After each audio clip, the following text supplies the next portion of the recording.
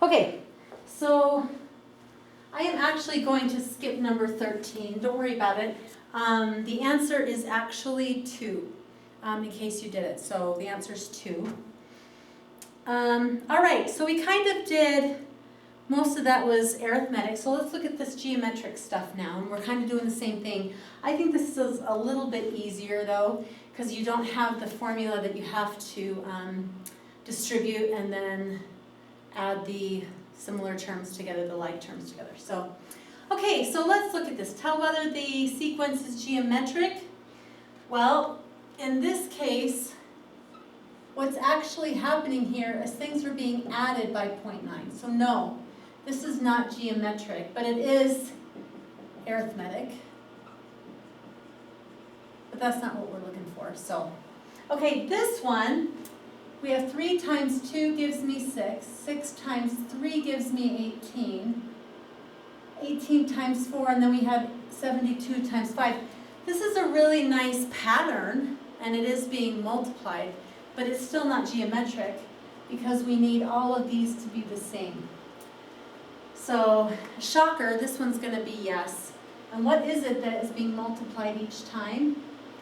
Okay, it's actually 2. So yes, and the common ratio is dose.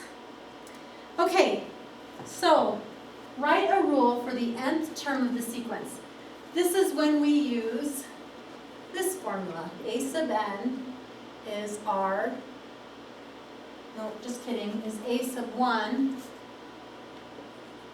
times r to the n minus 1. These get a little confusing to me too.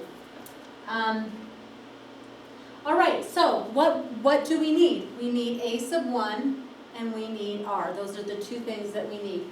So coming here, here's a sub 1, and r, 9 times 2 is 18, 18 times 2 is 36, blah, blah, so r is 2.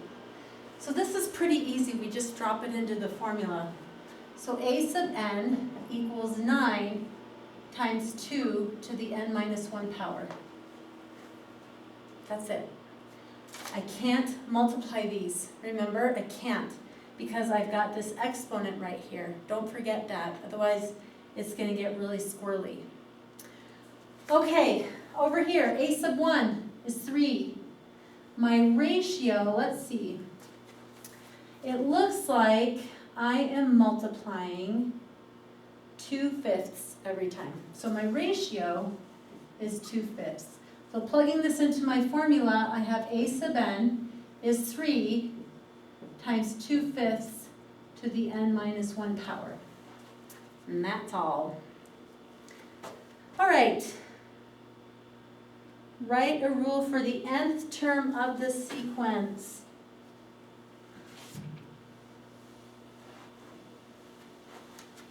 Oh, shoot. I erased what I needed. A sub n is a sub 1 times r to the n minus 1. Okay. So here we're missing a sub 1. We've done this before. We have r. We're looking for a sub 1.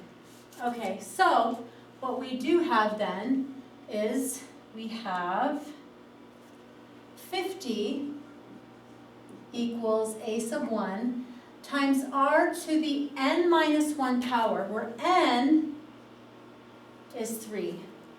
So if n is 3, then n minus 1 is 2. And r is 5. So 50 equals a sub 1 times 5 squared. So 50 equals 25 a sub 1 divide by 25. And now I have what I need. I have a sub 1. I should write that down here. I have a sub 1, and I already have r. So a sub n equals a sub 1 times r to the n minus 1 power. And that is the answer to that one. Okay, so let's do the same thing with this one. We've got a sub 4, which is 5, equals a sub 1 times r to the 4 minus 1 power, so to the third power. So I've got 5 equals a sub 1 times 1, and what's 2 to the third power? Good, it's 8. Multiply both sides by 8, and I get a sub 1 equals 40. So here I have a sub 1, or a sub n, equals a sub 1 times r to the n minus 1 power. Okay, don't worry about doing 21. There's just too many of these. All right, 22. Let's see where we're at with time. Oh, I forgot to set it. We're probably up for time. We'll go on with the next video.